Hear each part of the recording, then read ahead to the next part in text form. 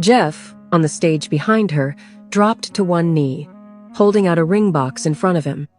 The crowd gasped in surprise, but Maria's heart skipped a beat as she recognized the look on Jeff's face. His eyes locked onto hers, and everything in the world seemed to fade away except for the two of them. "Maria," Jeff began, his voice full of emotion, "I can't imagine a day without you. I want to wake up by your side every morning. I want you to be the mother of our unborn children. I want to love you and cherish you every single day of my life. Please, will you marry me?" For a moment, the room went completely silent, the weight of Jeff's words sinking in. The air felt thick with anticipation, and then, just as the crowd seemed to collectively hold its breath, the words Maria had been waiting for erupted from the audience. "Say yes!" The crowd cheered, urging her on, and Maria, overwhelmed by the love in Jeff's eyes and the incredible journey they had shared together, could only smile through her tears. She nodded, her voice trembling with emotion, as she said the one word that would change their lives forever. "Yes! Yes, I will!" The crowd erupted into applause once again, this time louder than before, as Jeff stood up, wrapping Maria in his arms. They held each other tightly on that stage, the moment captured not just in the flash of cameras, but in the hearts of everyone who had witnessed it. As they embraced, the world seemed to slow down around them. Everything they had been through, the pain, the loss, the struggle was all worth it. They had found each other, and now they were about to embark on a new chapter together. "I love you, Maria," Jeff whispered, his voice thick with emotion. "I love you too, Jeff," Maria replied, her voice filled with warmth and certainty. And as the cheers of the crowd filled the room, Maria and Jeff's love story became something unforgettable. Their journey was just beginning, and the future, now brighter than ever, awaited them both. The applause still echoed in the hall as Maria and Jeff stood together on the stage, basking in the joy of their newfound engagement. The crowd was still cheering, but then, unexpectedly, the mood shifted. Mr. Mike, Mrs. Ruth, and their son Matthew slowly made their way to the front of the stage. The audience's applause quieted down, and a wave of confusion and curiosity swept over the room. What were they doing here? As they reached the stage, Mr. Mike's face was a mixture of shame and regret, while Mrs. Ruth held her head low, unable to meet anyone's gaze. Matthew, their son, followed them quietly, his eyes cast down. "Maria," Mr. Mike began, his voice faltering, "we owe you an apology, a real one." He took a deep breath, his words heavy with guilt. "For everything we've done to you, for everything we did to hurt you. I know we can't take back the past," Mrs. Ruth added, her voice thin, but full of remorse. "We sold you to Jeff, and we treated you as if you were a commodity. We failed you as family, and we know that now. We were wrong, so wrong." The audience watched in stunned silence. The man who had once treated Maria like a burden, the woman who had ignored her suffering all of it, was coming to light, and the world was seeing the truth for the first time. "Mr. Mike continued, his voice breaking slightly, "we did it out of greed, and we allowed our desire for money to blind us to what really mattered. You were family, Maria, and we lost sight of that. We regret it deeply, and we're here to tell you we're sorry." Maria looked at them for a moment, her heart heavy with mixed emotions.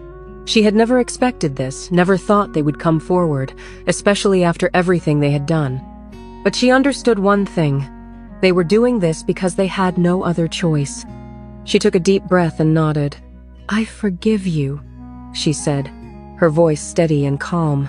The crowd gasped in disbelief. How could she forgive them after everything they had done? Maria looked at Jeff, who stood by her side, his hand gently resting on her shoulder. "I forgive you," she repeated, her gaze moving from Mr. Mike to Mrs. Ruth. "But I also know that if the tables hadn't turned, you wouldn't be here right now, apologizing to me. You did this because it became impossible for you to ignore your wrongs, and that's what hurts the most." There was a long pause as everyone absorbed her words. The reporters, cameras, and audience were all waiting for the next moment. I will help you from afar, Maria continued, her voice softer now. Because you're still family, and I can't forget that. But I'll never forget what you did, and I can't let that go. Mr. Mike and Mrs. Ruth both nodded, their faces filled with shame. They hadn't expected forgiveness, but Maria's words made it clear that, even though they were forgiven, the scars of their betrayal would remain forever. Thank you, Mr. Mike whispered, his eyes filled with tears. We don't deserve it, but thank you. Maria didn't respond. Instead, she turned to Jeff, who gave her a gentle smile of support. They had faced the truth, and together, they were stronger than ever. After the press conference and the public apology, Jeff had one more thing to handle. As they left the event, he turned to one of the officers who had been in charge of Jane's situation. Jane had been arrested after her attempted actions during the party, but Jeff had kept her in the system long enough to think things over. Please release Jane, Jeff said, his voice calm but firm. She made a mistake, and she deserves a chance to change. The officer nodded, though his expression was skeptical. Understood, sir. A few days later, Jane appeared at the door of Jeff and Maria's house, her face full of hesitation and regret. She had been released from custody, and now she was here, ready to face the consequences of her actions. Maria opened the door and looked at Jane, her eyes searching her face. There was no malice in her gaze, only a sense of understanding. Jane, Maria said softly, I know what you did, and I know the part you played in trying to hurt me, but we can't change the past. Jane stood still, tears welling up in her eyes. I'm so sorry, Maria. I was jealous, and I let that take over me. I didn't want to see you with Jeff, and I did everything I could to make your life harder. I was wrong, and I regret it deeply. Jeff stood behind Maria, his expression unreadable but firm. We forgive you, Jane, but there are consequences for your actions. His voice was steady, but his eyes were cold. We can't bring you into our lives again. You betrayed us, and you hurt Maria. It's too much to forget, but we won't stop you from moving forward. We all make mistakes. Jane nodded, her shoulders shaking with silent sobs. I understand, she whispered. Thank you for letting me apologize.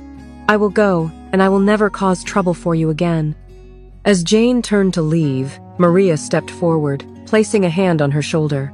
I hope you find a better path, she said gently.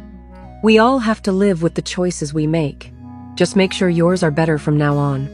With that, Jane left, walking down the path with a sense of finality. Maria and Jeff stood together, their hands entwined, watching her disappear. As the door closed, Maria looked up at Jeff, her heart full. It's over now, isn't it? She whispered. Jeff smiled at her, pulling her close.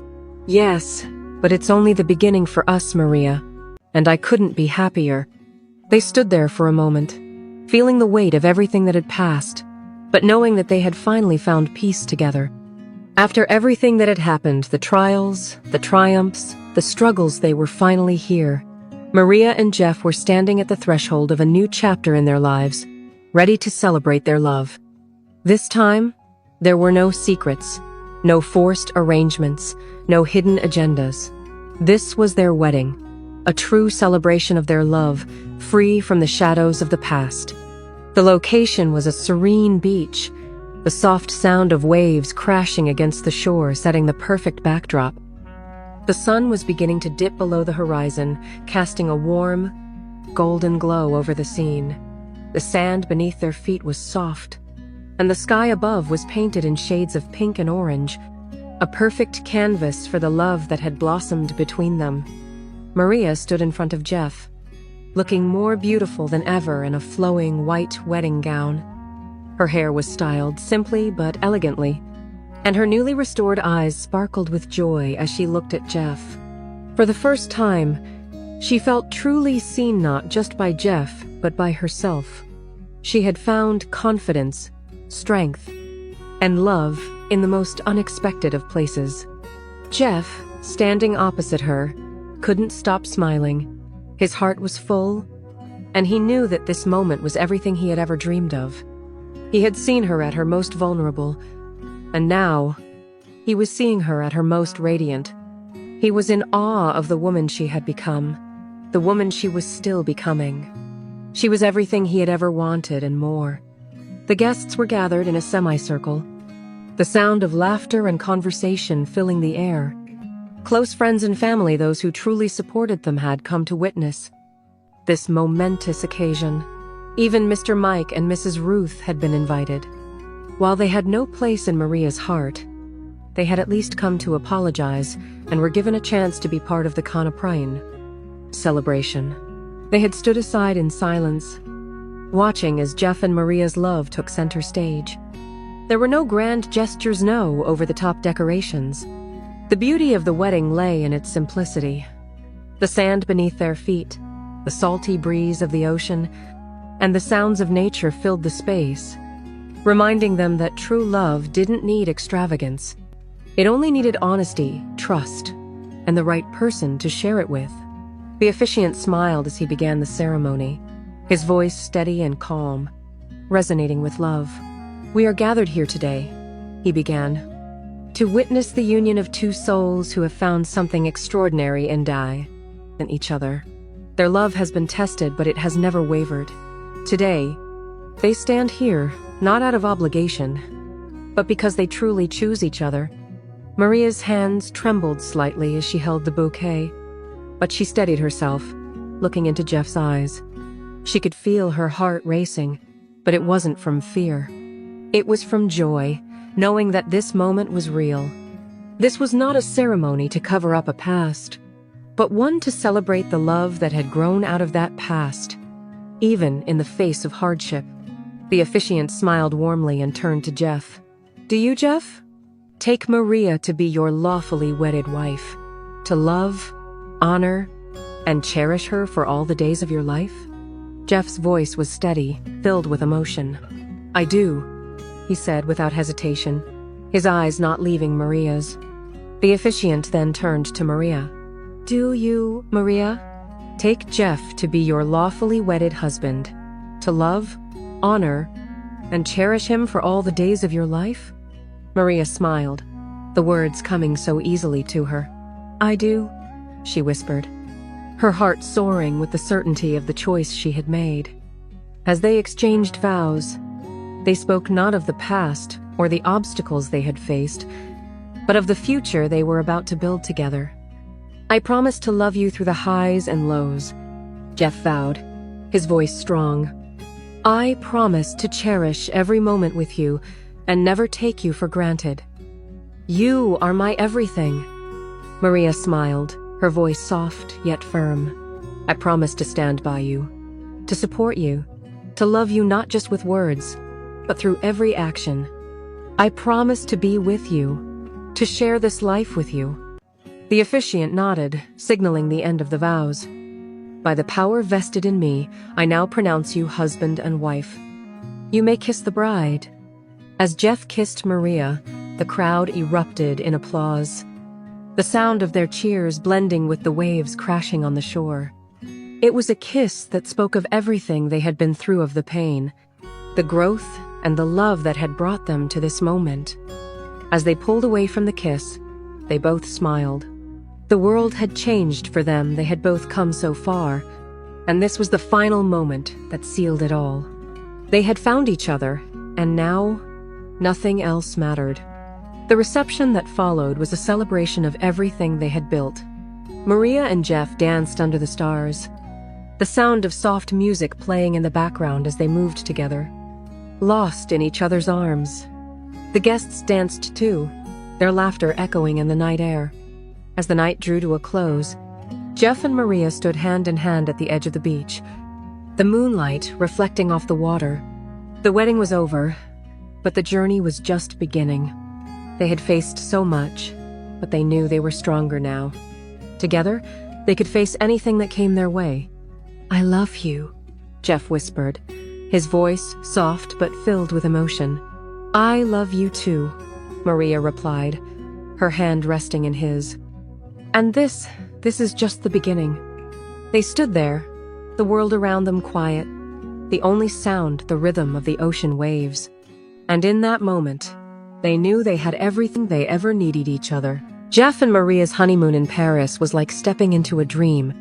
From the moment they arrived, the city wrapped them in a quiet, magic cobblestone streets, golden lights, and the soft hum of life in the background.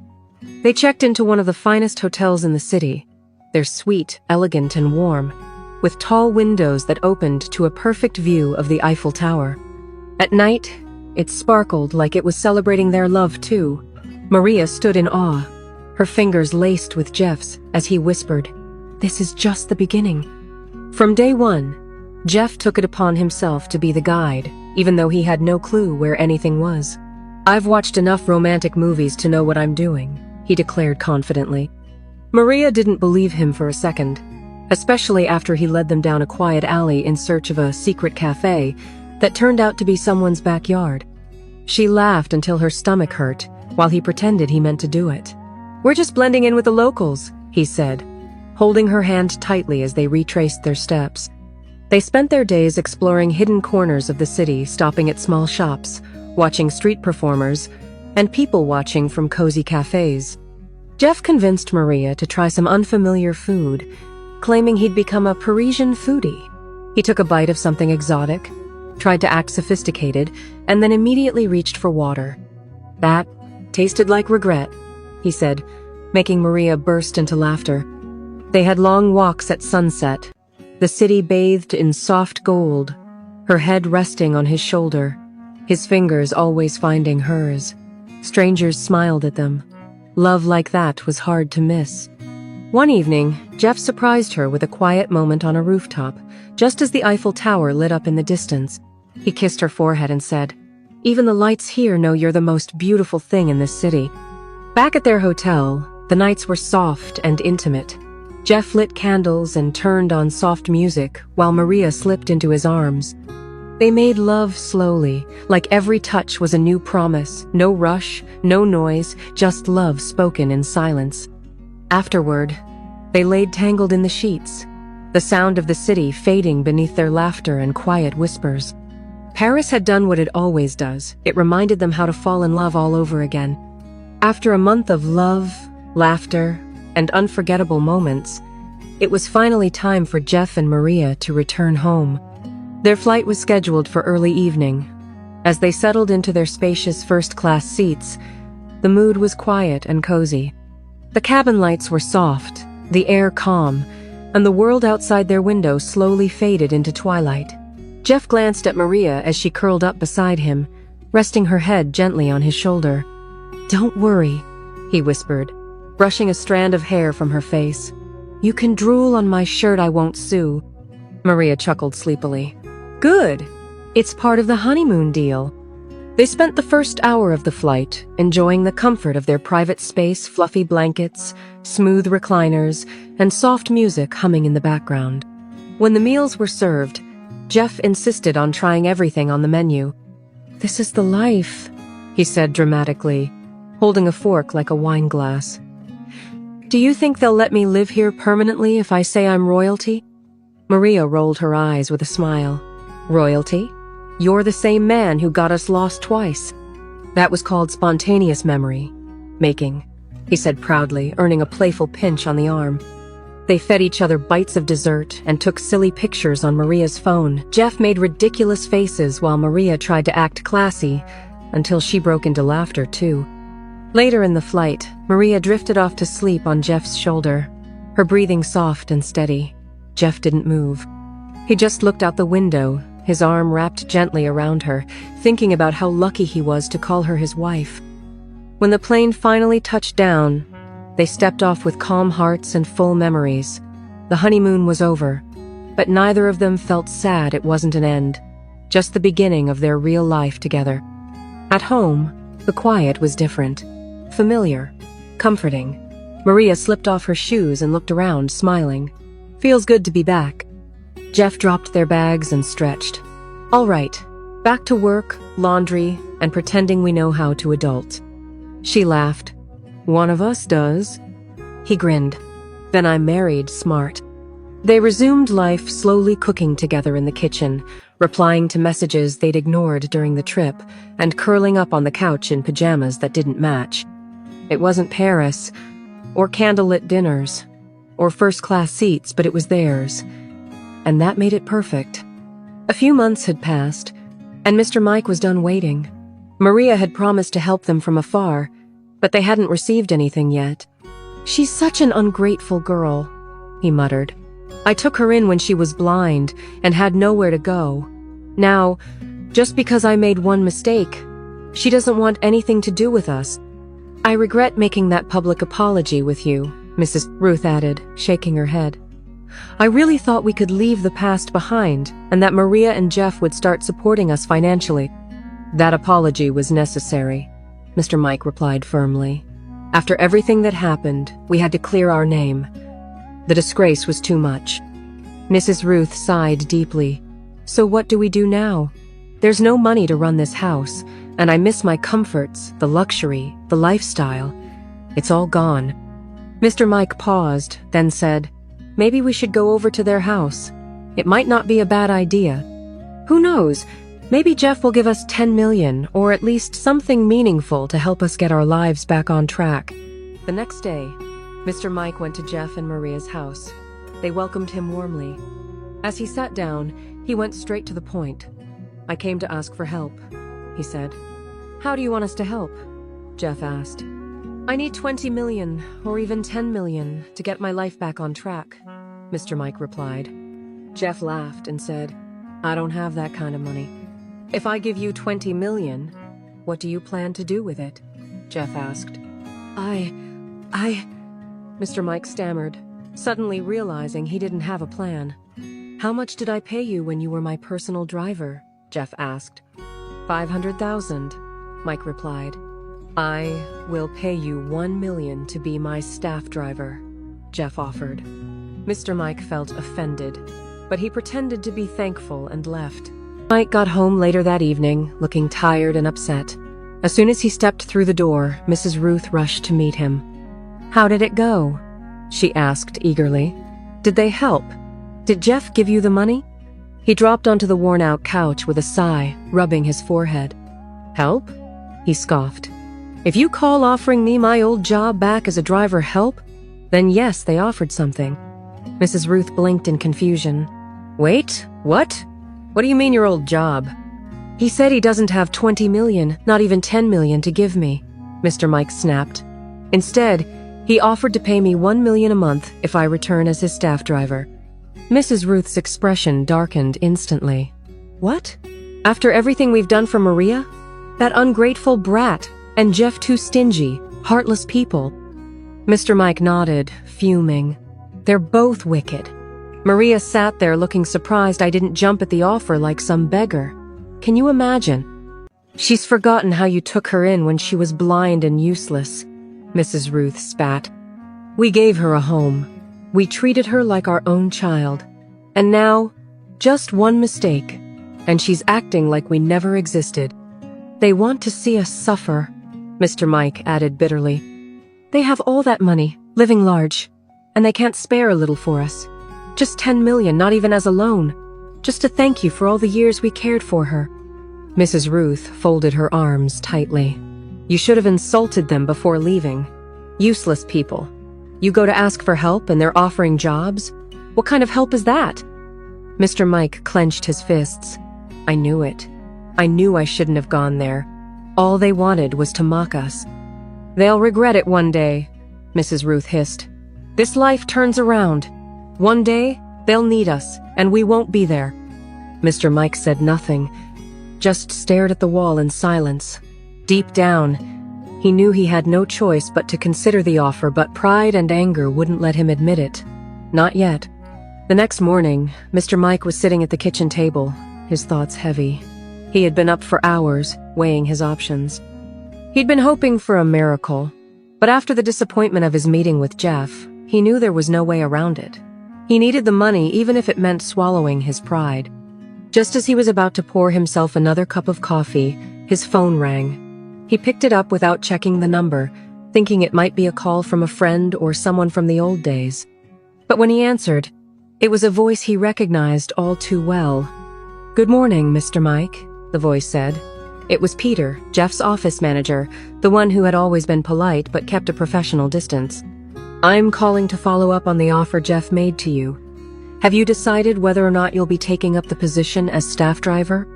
Mr. Mike sighed, rubbing his forehead. He had hoped they'd forget about the offer, but it seemed Jeff's team was moving fast.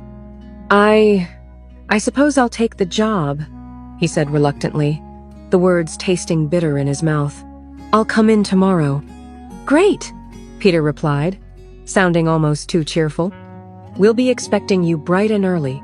We'll have the proper paperwork ready for you when you arrive, and we'll go over the specifics. We're looking forward to having you back." Mr. Mike didn't respond right away. He thought about the pride he had lost and the fact that he was essentially returning to the job he had left behind. But the reality was clear: without this job, he'd have nothing. His family needed him to make this work. "I'll be there tomorrow," Mr. Mike said, his voice steady but edged with frustration. "Wonderful. See you then." As the call ended, Mr. Mike stood there for a moment, staring at the phone in his hand. He had made the decision, but it felt like a small defeat. He had hoped for a large sum of money to fix everything, not a return to a life of service. But life had a funny way of humbling you. When he looked up, Mrs. Ruth was standing in the doorway, watching him silently.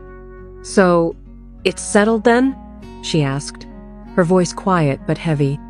"Yeah," he replied, his voice tight.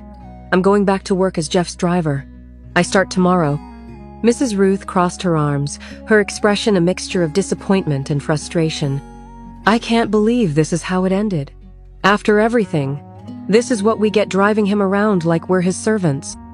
Mr. Mike dropped his shoulders in resignation. "I know, but we need the money, Ruth. I don't have a choice." She shook her head, her voice laced with bitterness. "It's humiliating, Mike. We've worked so hard, and now this is what we're reduced to." He didn't argue. He understood her feelings. He felt it too, but the reality of their situation hit harder than their pride. "I'll do it. I'll take whatever I can get." That night, the weight of the coming day hung over them. The idea of going back to a job he had once left behind felt like a loss of dignity, a loss of freedom. But Jeff and Maria hadn't offered anything else. The next morning, Mr. Mike walked through the company's grand entrance, his heart heavy with a mix of anger and resignation. The air felt different now, colder, more distant. Gone was the sense of importance he had once felt when he was Jeff's personal driver, treated with a measure of respect, even if it was just because of his proximity to the boss. Now, his role had been downgraded. Instead of driving Jeff around in a sleek car, he was driving a large staff bus, a vehicle that was nothing special and certainly not the kind of car he had once envisioned himself in. As he stood by the bus, the staff members trickled in, chatting and laughing, oblivious to the bitter pill he was swallowing. "Hey, Mr. Mike. Thanks for the ride," one of the younger employees said cheerfully as she climbed aboard. Mr. Mike forced a smile but said nothing. He simply nodded and waited for the rest of them to board. The first task of the day was simple. He was to take a group of staff members to a business meeting across town. It was a quiet drive, with the sound of soft chatter from the back of the bus, but nothing that involved him. He had no choice but to listen to their casual conversations, talk of promotions, new projects, and upcoming events, all things that had nothing to do with him anymore. His thoughts kept drifting back to the life he had once hoped for, the promises he had made to himself, the dreams of wealth, the desire for an easier life, and the hope that someone would step in to help when things got tough. But now, he was here, driving a bus full of people who were completely unaware of the struggle that had brought him to this point. After dropping the staff off at the meeting, he had a few hours to kill, so he was given the task of picking up their lunch orders. He parked in front of a local cafe, the same one he had driven past countless times when he was Jeff's personal driver. It had always looked so welcoming, but today it felt cold, a reminder of the difference between who he used to be and who he was now. He grabbed the staff's orders, placing them neatly in the bus. When he returned to the office, the employees were already scattered across their workstations, eating and laughing, unaware of the inner turmoil Mr. Mike was feeling. The next task was even more menial. He had to pick up materials for the company boxes of office supplies, equipment, and documents. It was a far cry from the days when he was at the helm of a luxury vehicle, personally driving Jeff to meetings and feeling like someone important. Now, he was just another employee, doing the behind-the-scenes work that nobody noticed. By the end of the day, his shoulders ached, not just from the physical exhaustion, but from the weight of his situation. His pride had taken a hit, and it stung more than he cared to admit. But he kept his head down, focused on his tasks, knowing that every mile he drove and every errand he ran was for the sake of his family. As the day came to a close and he parked the bus in the company lot, he couldn't help but feel a deep sense of emptiness. The dreams he once had now seemed so distant, as if they belonged to someone else. He wasn't sure how long he could keep pretending that this was just a temporary setback, but for now, all he could do was drive. The days dragged on, each one blurring into the next. Mr. Mike kept his head down, driving the staff bus, picking up orders and running errands tasks that had once been beneath him. But he had a job, and that was something to be grateful for, wasn't it? He tried to convince himself of that as he parked the bus for the night, staring at the company building, the lights flickering out one by one. Gratitude. It was the word that echoed in his mind. His family needed the paycheck. They needed him to show up, to play his part, even if it felt humiliating. It was a small price to pay for stability, right? But it wasn't that simple. Every time he sat behind the wheel, every time he ran an errand or picked up food for the staff, there was a part of him that still burned with resentment. He had tasted the luxury, that fleeting but intoxicating life that had come when blind Maria was sold to Jeff. The money, the comfort, the world at their feet. That raw $20 million he had for handing his niece over to Jeff. It had been a life he never should have known.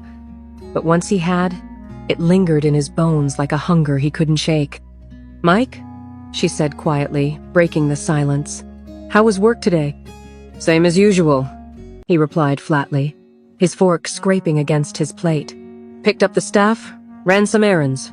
Nothing too different." She nodded but didn't meet his eyes. He could tell she was still processing everything. The job, the loss, the adjustment. He took a deep breath and put his fork down, looking at her. "Ruth, I know we're not where we thought we'd be, but we have to keep going. We need this job. We have no choice." She looked at him, her eyes tired but sharp. "I know," she whispered, "but it's hard. Every day, it's harder to forget how we lived before. It's hard to forget how we got here.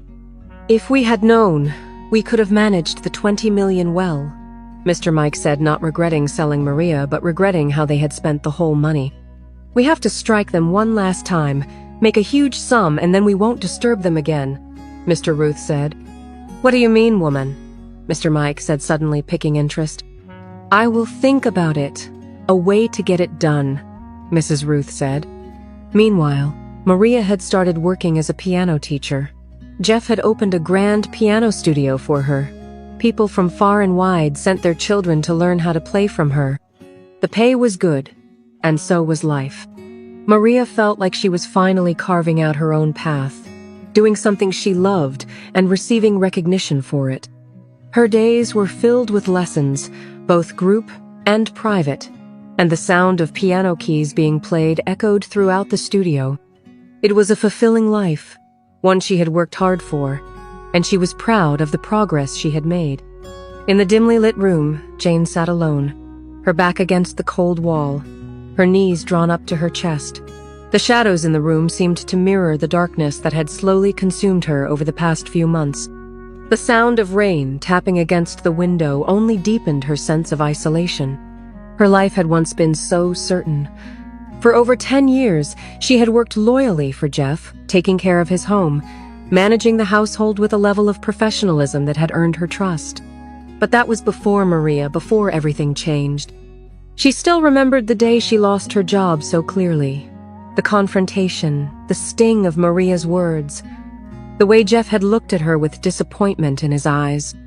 After all those years of service, the one thing she had held on to, the one source of stability in her life, had been ripped away from her because of Maria. At first, Jane had hoped it would be temporary. She had apologized profusely, begging Jeff to give her another chance, explaining that she had learned from her mistakes, but the calls never came. The messages were left unanswered. It was as if she had disappeared from his life completely.